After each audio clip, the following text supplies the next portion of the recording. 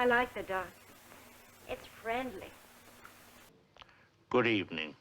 I'm Alfred Hitchcock. Hi strangers, and welcome back to my channel Box Office Poison. My name is Moxie McMurder, and yes, this video is really late. Why are y'all acting brand new?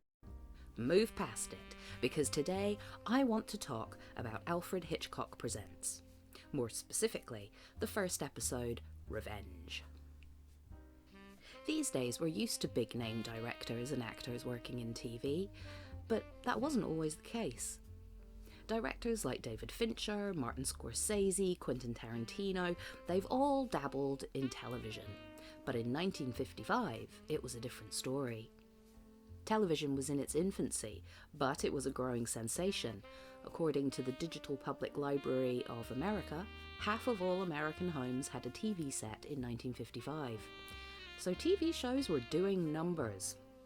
And with an already solid career in filmmaking, Alfred Hitchcock was the perfect person and the perfect vehicle to be the face of this anthology TV show.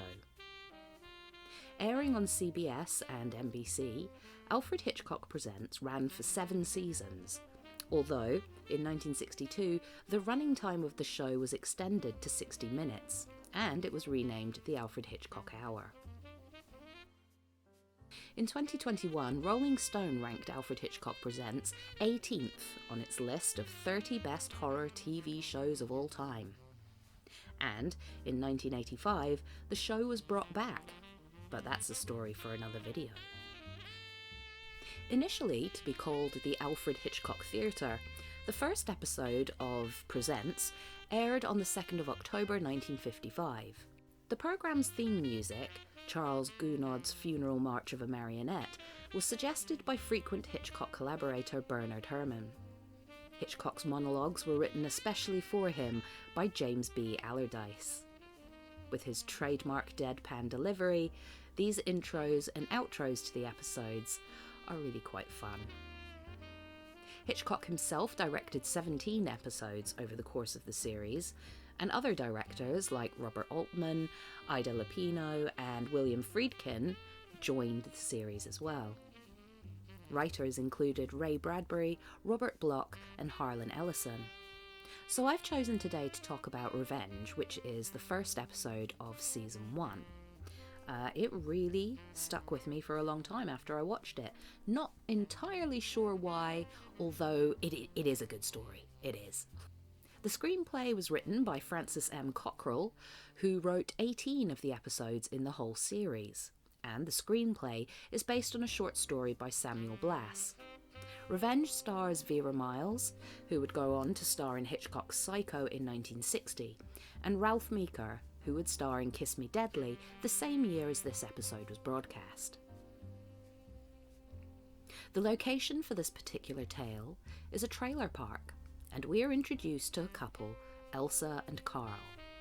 Today is his first day at a new job, and Carl's a little worried about Elsa being alone all day. He doesn't really know what the locals are like, but she supposes they're mostly a good bunch and she'll be fine. When he asks what she'll do today, she replies she will take a walk, as the doctor prescribed, and sunbathe a little, as the doctor prescribed. She seems in good health, physically and mentally. She's sunny and upbeat. As Carl leaves for work, he talks to a neighbour, Mrs. Ferguson, and mentions that Elsa's not used to being alone. So she suggests popping round to check in on her and also get to know her.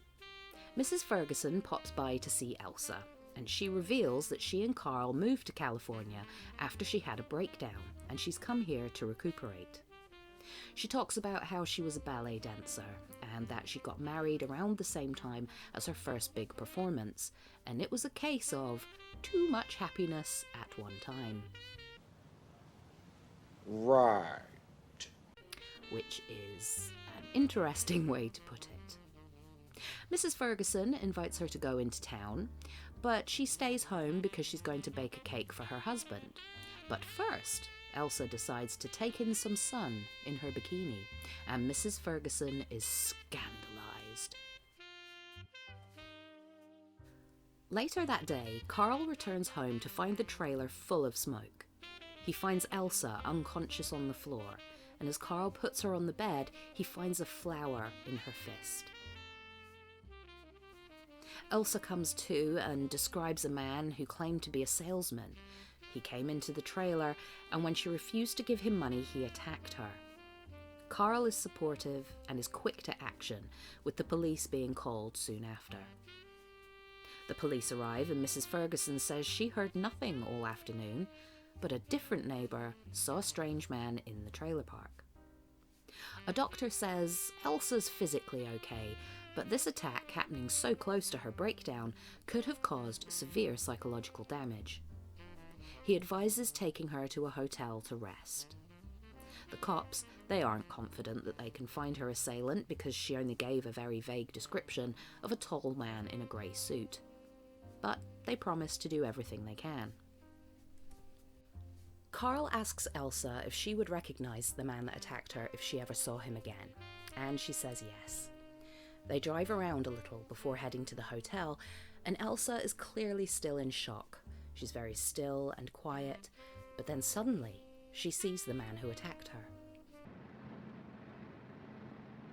There he is. That's him. Carl pulls over and asks Elsa to stay in the car. He grabs a spanner from under the car seat and enters the building her attacker went into. It's a hotel, and Carl follows him up to his room, where he proceeds to murder him by bashing him to death with the spanner.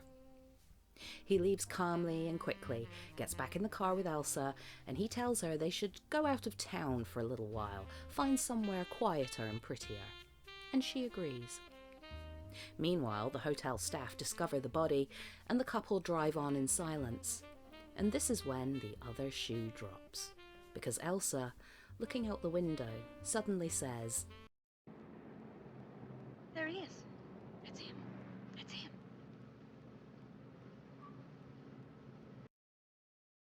as she thinks she sees her attacker again. But then she falls silent and goes back to staring out the window.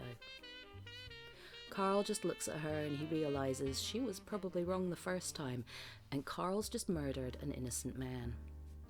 As he continues driving on, we hear sirens in the background. And that's it.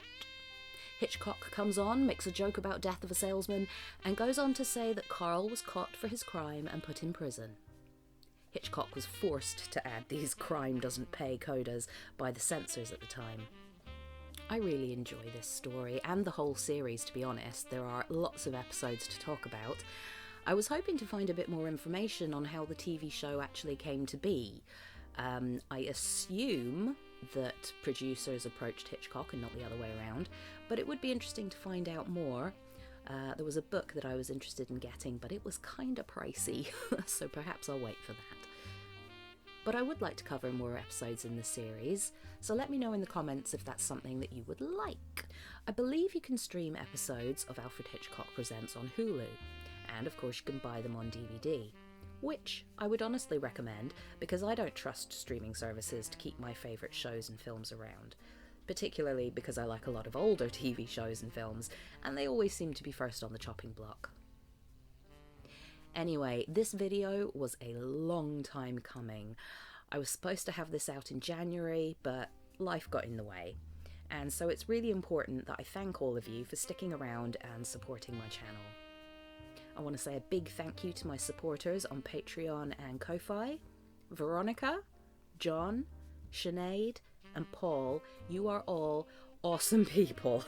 Thank you so much for seeing the benefit in what I do here. Let me know if you'd be interested in hearing about the 1985 reboot of this series. Have a great day. Don't forget to water your plants. Don't be a dick. And stay spooky. That was beautifully put. In fact, after hearing that, there's nothing more I wish to add. So, good night until next week.